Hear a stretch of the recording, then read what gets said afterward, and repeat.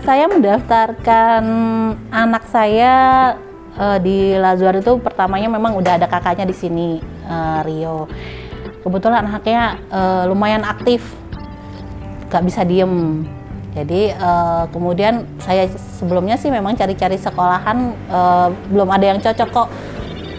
Pas lewat nih lihat di Lazuardi masuk, langsung serak gitu ketemu sama guru-gurunya pas lihat sama sekolahnya gitu. Tapi kemudian ada teman yang memang anaknya juga masuk di sini, coba lihat bertanya-tanya, kemudian akhirnya mendaftarkan di sini. Kemudian yang kedua, saya juga maunya kan karena lebih ke agama juga, gitu, lebih ke agama. Jadi biar dapat semuanya dalam satu tempat. Gitu. Nah, karena Rio ini anaknya aktif sekali, nggak bisa diem, kemudian masuk di TK, gitu ya,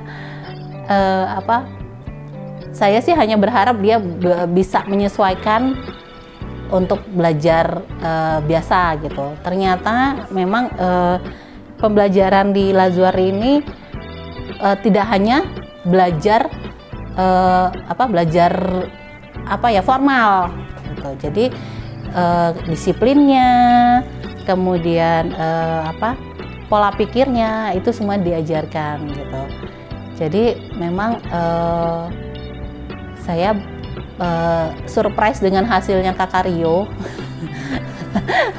Ya, banyak sekali hasil yang di luar ekspektasi saya gitu, karena emang anaknya luar biasa.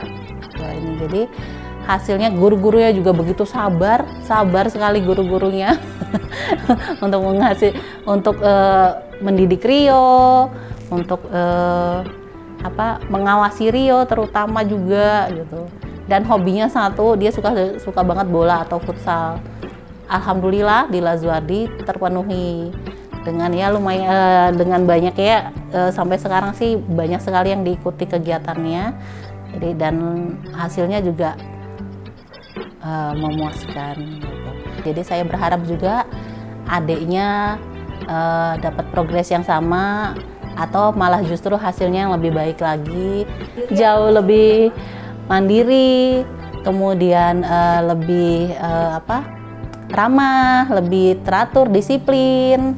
Karena memang kan Revia ini anaknya dia harus menyesuaikannya agak lama. Dia untuk bertemu orang itu harus mungkin mengamati dulu ya anak-anaknya, temennya atau gurunya atau orang yang ditemui dulu, dia harus mengamati dulu baru nanti dia bisa menentukan sikap. Nah sejauh ini dia dari awal berkomunikasi atau bertemu daring dengan guru-gurunya memang dia pertamanya malu, diem, setiap ditanyain diem, nggak nyaut gitu ya. Kadang-kadang, duh kak dijawab dong kalau ditanyain guru gitu kan, kok malu. Tapi pada akhirnya sampai ke sini-sini justru dia yang rame. Dia kalau ngomong malah kadang belum ditanya udah ngomong sendiri, udah jawab dulu gitu. Nah di situ memang saya lihat kepercayaan dirinya mungkin nambah ya, dia kepercayaan dirinya nambah. Kemudian juga mungkin guru-gurunya juga nggak nge-push gitu, maksudnya harus begini, harus begitu, harus gimana, enggak. Tapi kakak tuh dibikin dia berpikir bahwa aku harus bisa loh, harus ini sendiri loh. Jadi seakan-akan dia mampu sendiri gitu, ininya sendiri gitu.